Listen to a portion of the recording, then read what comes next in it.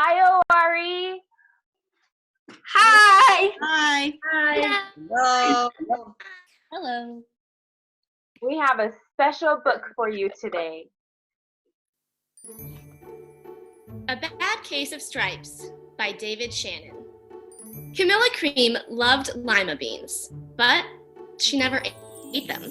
All of her friends hated lima beans, and she wanted to fit in. Camilla was always worried about what other people thought of her. Today, she was fretting even more than usual. It was the first day of school, and she couldn't decide what to wear. There were so many people to impress. She tried on 42 outfits, but none seemed quite right. She put on a pretty red dress and looked in the mirror. Then she screamed! Her mother ran into the room, and she screamed too. Ah! Oh my heavens! You're completely covered with stripes! This was certainly true. Camilla was striped from head to toe. She looked like a rainbow. Mrs. Cream felt Camilla's forehead. Do you feel all right? I feel fine, but just look at me. You get back in bed this instant. You're not going to school today. Camilla was relieved. She didn't want to miss the first day of school, but she was afraid of what the other kids would say, and she had no idea what to wear with those crazy stripes. That afternoon, Dr. Bumble came to examine Camilla. Most extraordinary. I have never seen anything like it.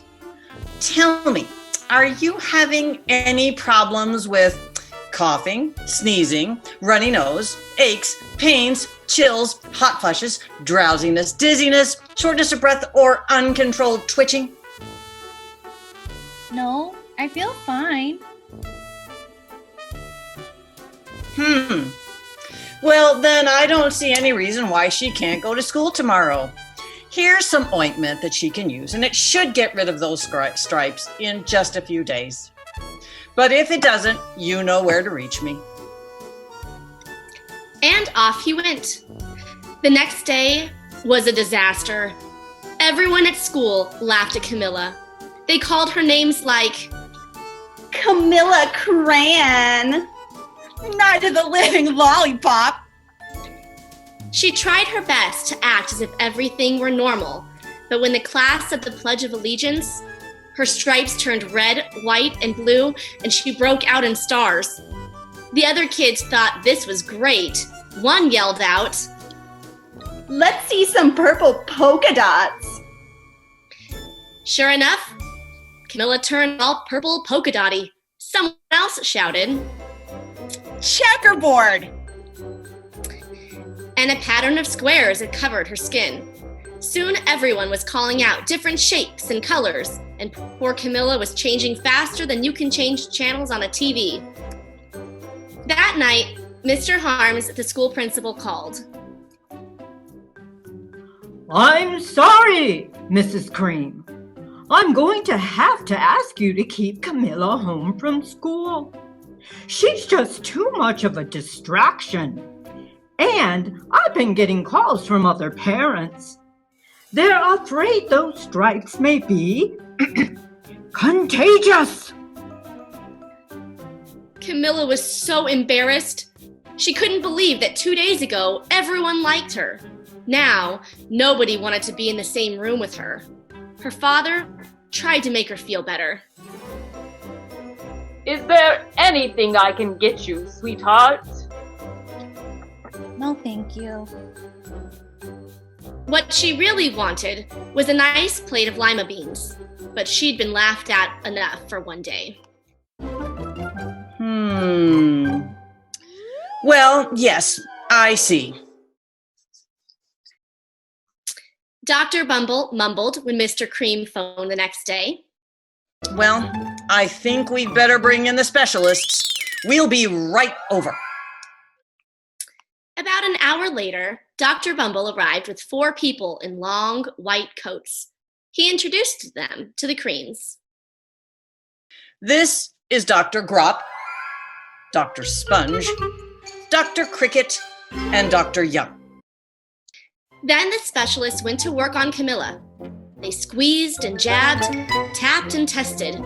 It was very uncomfortable. Well, it's not the mumps.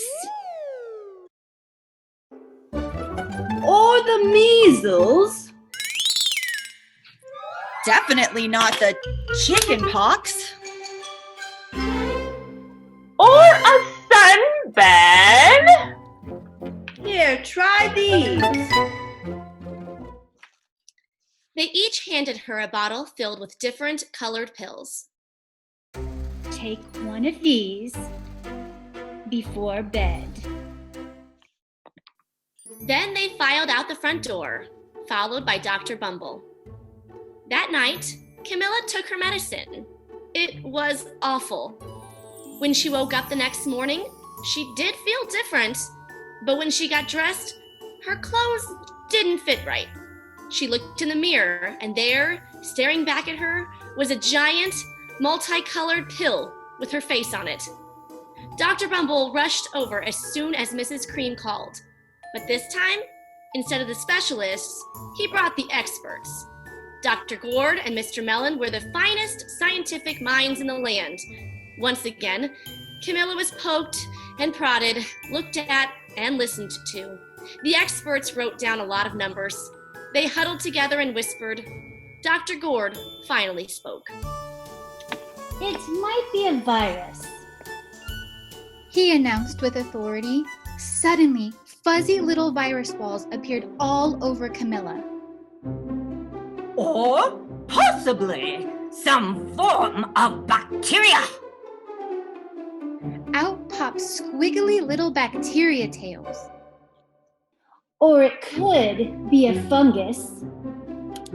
Instantly, Camilla was covered with different colored fungus blotches. The experts looked at Camilla and then at each other.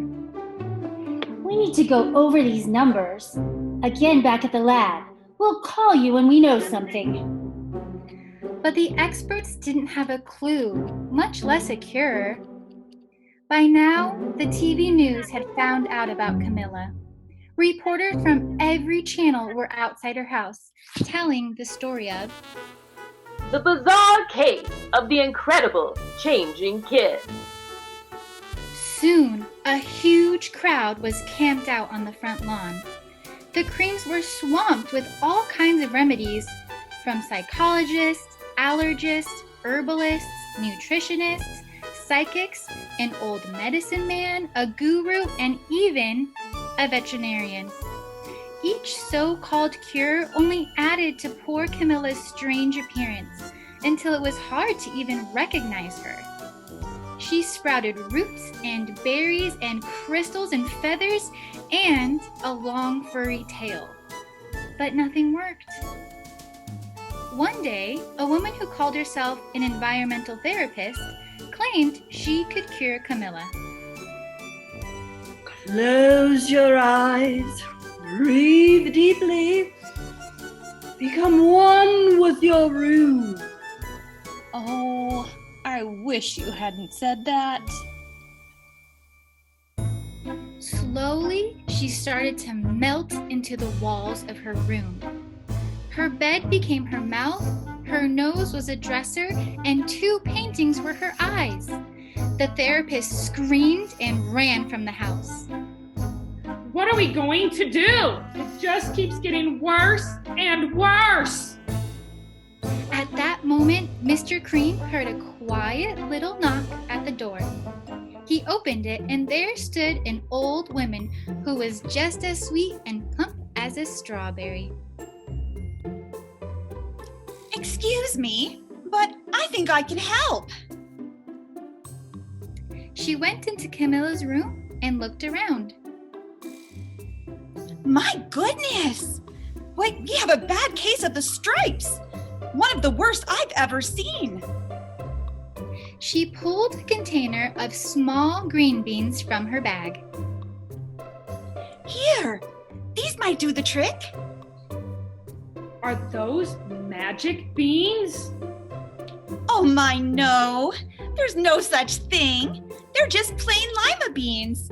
I bet you'd like some, wouldn't you? Camilla wanted a big, heaping plate of lima beans, more than just about anything, but she was still afraid to admit it. Yuck! No one likes lima beans, especially me. Oh dear, I guess I was wrong about you. She put the beans back in her bag and started to the door. Camilla watched the old woman walk away. Those beans would taste so good, and being laughed at for eating them was nothing compared to what she'd been going through. She finally couldn't stand it. Wait, the truth is, I really love lima beans. I thought so. The old woman took a handful of the beans and popped them into Camilla's mouth. Mmm. Suddenly, the branches, feathers, and squiggly tails began to disappear. Then the whole room swirled around. When it stopped, there stood Camilla, and everything was back to normal. I'm cured. Yes, I knew the real you was in there somewhere. She patted Camilla on the head. Then she went outside and vanished into the crowd. Afterward, Camilla wasn't quite the same. Some of the kids at school said she was weird, but she didn't care one bit. She ate all the lima beans she wanted, and she never even had a touch of the stripes again. The end. Thanks, Ari. We hope you enjoyed that story. Bye. Bye. Goodbye.